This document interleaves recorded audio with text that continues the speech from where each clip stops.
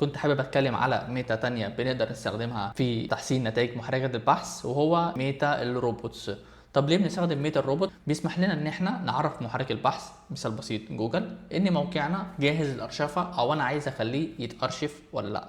طب يعني ايه كلمه ارشفه؟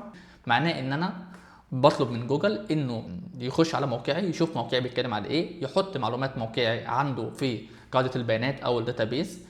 بالتالي لما يوزر او اي مستخدم لجوجل يخش يكتب، انا مثلا مثال بسيط، انا مبرمج، انا حابب اعمل بلوج اشرح فيها مقالات عن البرمجه وكل حاجه، فبالتالي لما بعملها وبخبر جوجل او بقول لجوجل حطني في الارشيف، مثال بسيط، اي حد بعد كده بيجي يتكلم، مثلا انا دلوقتي بشرح HTML، هو دخل على جوجل ويكتب ان هو عايز يتعلم HTML، جوجل عارف ان موقعي بيتكلم عن ال HTML، فبالتالي جوجل يظهر له موقعي والشخص يقدر يتصفح موقعي. ببساطه ده معنى كلمه ارشفه المواقع.